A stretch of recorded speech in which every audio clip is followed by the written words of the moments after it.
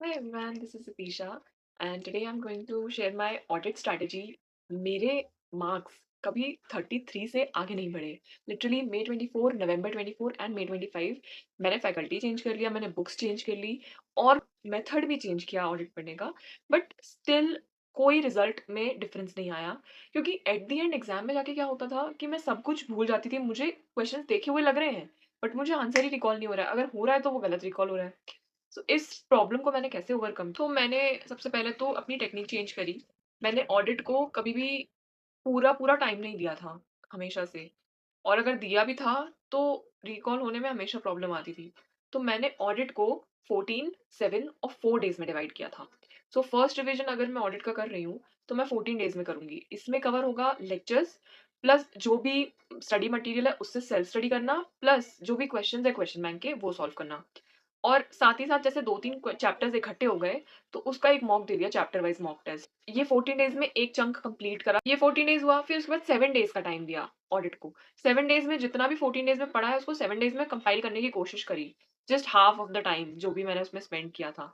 तो क्योंकि ऑडिट पूरा भूल जाता है, ऑडिट सब्जेक्ट ही ऐसा है कि आप एक बार पढ़ लोगे आपको याद नहीं होगा।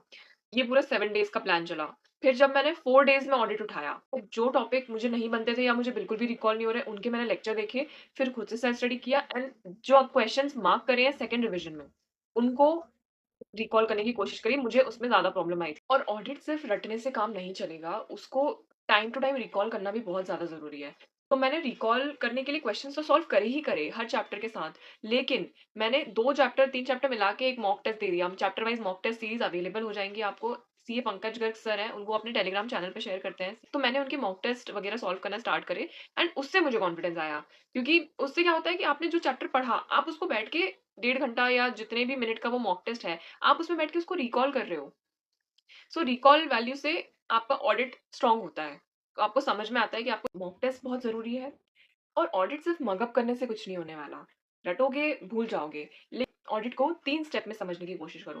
पहला, उसकी अंडरस्टैंडिंग लेना बहुत ज़रूरी है। इसलिए मैंने हर रिवीजन के टाइम पे लेक्चर ज़रूर रेफ़र करें। जिस भी फैकल्टी से मैंने क्लास करी है या जिस भी फैकल्टी को मैं रेफ़र कर रही हूँ, स्टार्ट टू एंड मैं उसी फैकल्टी से स्टिक रहूँगी। और उसकी अंडरस्टैंडिंग बार-बार उसको ऐसे पढ़ना है जैसे पहली बार पढ़ रहे हो। हाँ, मैं जानती हूँ कि ऑडिट ऐसा सब्जेक्ट है जो आप भूल जाते हो, लेकिन आपको उसको वैसे ही नज़रिए से पढ़ना है कि आप ये पहली बार पढ़ रहे हो और आपको ऐसी नई-नई चीज़ें समझ में आएँगी जो आपको पहले कभी समझ में नहीं आई। स्टेप 2, जितनी अंडरस्टैंडिंग ज़रूरी है, उतना ही रटना भी ज़रूरी है। तो रटना तब काम आएगा क्योंकि आपको एग्ज़ाम में वर्ड टू वर्ड लिखने हैं उसके कीवर्ड्स। Third step, recall. बस रिलैक्स करो। ऑडिट क्या, किसी भी पेपर में बस रिलैक्स करो। पढ़ा है, लिखो और बाकी सब छोड़ दो। आप कंप्लीट सरेंडर में चले जाओ कि जो भी आपने लिखा है, आपने अपना 100% दे दिया।